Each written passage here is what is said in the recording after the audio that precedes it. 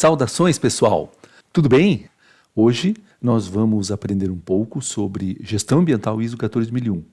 A gente vai dar algumas noções sobre este assunto, pessoal, para quem já está mais habituado a ISO 9001, já domina os conceitos de sistemas de gestão. Com isso, então, fica mais fácil o aprendizado de um sistema de gestão ambiental e, por conseguinte, da ISO 14001. Mesmo assim, quem ainda não domina, fique à vontade, no nosso canal tem vários vídeos, tanto para quem quer apenas alguma noção introdutória, quem quer aprofundar, tem vídeos variados aí para entender mais sobre a ISO 9001 e os sistemas de gestão da qualidade. Então nós vamos tratar aí de alguns conceitos relevantes, presentes no mundo da gestão ambiental. Depois a gente entra direto nos requisitos, vocês vão ver uma estrutura muito parecida com a da ISO 9001. E a gente vai então trazer alguns exemplos. Óbvio que não tem-se a pretensão aqui de esgotar o assunto, né? Aí para isso teria que fazer um curso completo. Então a gente vai estar explicando esses conceitos e com isso vocês já vão ter uma boa noção dos desafios, de tudo que é necessário então estar atento dentro das organizações para que a gente tenha então uma efetiva gestão ambiental com base nos requisitos da ISO 14001. Então, pessoal, alguns conceitos relevantes em um SGA, Sistema de Gestão Ambiental. Um dos principais, saber exatamente o que significam aspectos ambientais e o que significam impactos ambientais.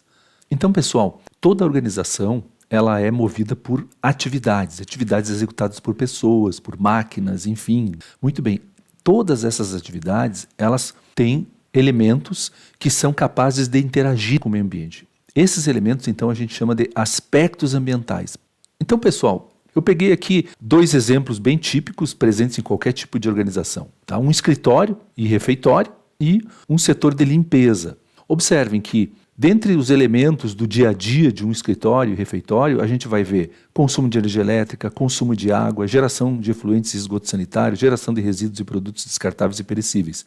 São chamados aspectos ambientais. Num setor de limpeza, consumo de energia elétrica, consumo de água, geração de efluentes, geração de resíduos e embalagens.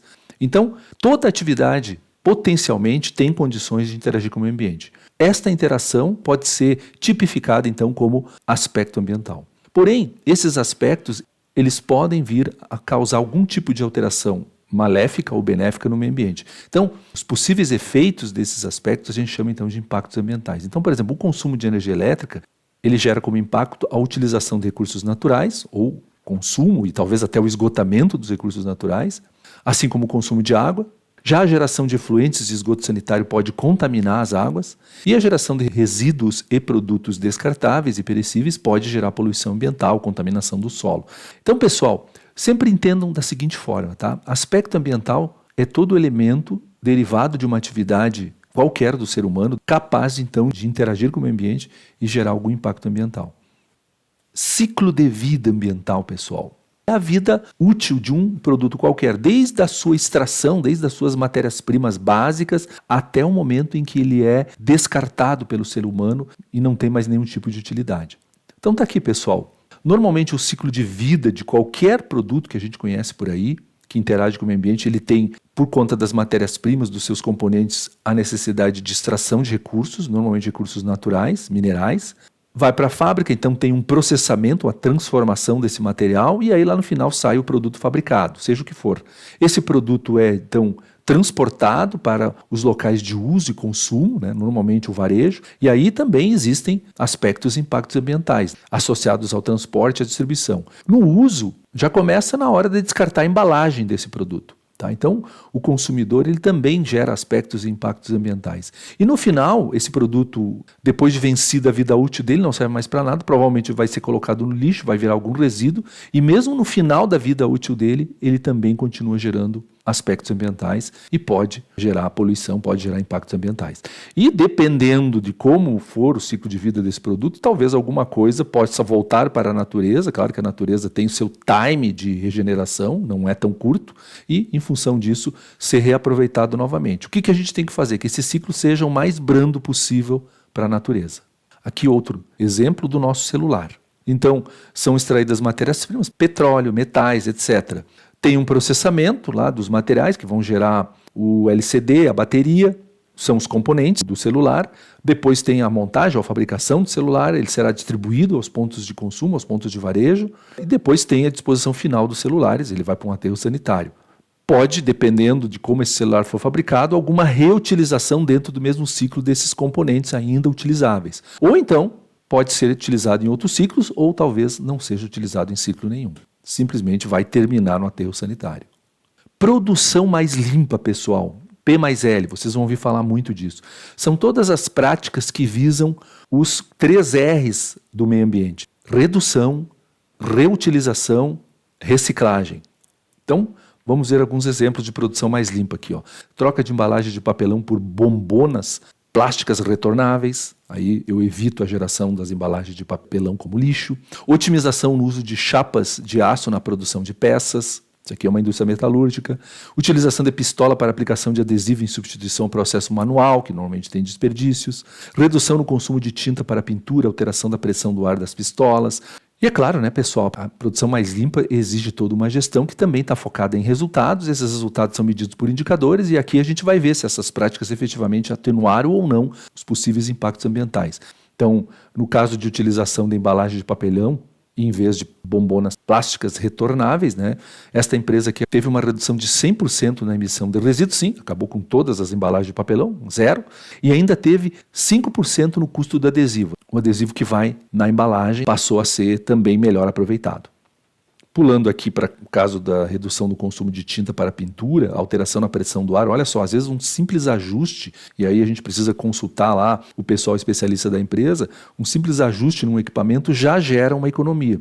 Quantas vezes a gente usa um equipamento desregulado e por isso gera desperdício? Então, neste caso aqui, o resultado positivo é a redução das emissões perigosas. Então, a produção mais limpa, ela é cada vez mais utilizada pelas empresas dentro da filosofia da sustentabilidade e com isso a gente consegue resultados altamente positivos para o meio ambiente e para a empresa também, que além de ter o benefício ambiental, tem lá as economias de recursos.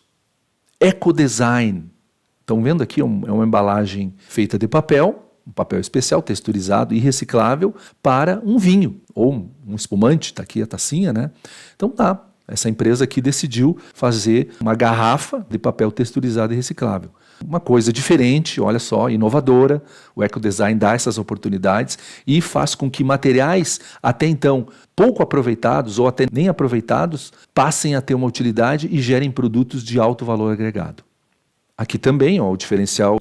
Apesar da embalagem se não possuir qualidade inovadora do que existe no meio ambiente, sua proposta é incentivar o consumo de produtos orgânicos com um design adorável. Ou seja, aqui é um papel reciclável, tem um design bonito, então com isso torna mais atrativo produtos orgânicos.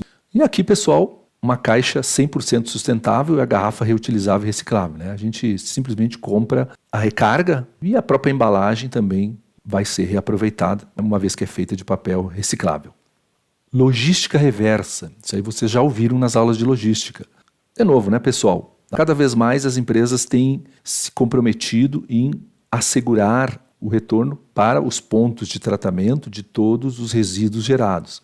Observem, a gente tem a indústria gera o produto ao consumidor, o consumidor vai, por exemplo, utilizar algum tipo de embalagem retornável, esse consumidor então deposita num ecoponto, um local designado, comandado pela empresa ou por um grupo de empresas, aí mediante então um planejamento logístico com empresas especializadas, dependendo do resíduo gerado aqui, esse material então é recolhido, vai para um centro de consolidação e triagem, e aí tem-se então um trabalho de manufatura reversa, ou seja, vai se tentar a partir dessa triagem o reaproveitamento, transformação em outros componentes, outras matérias-primas e tudo mais.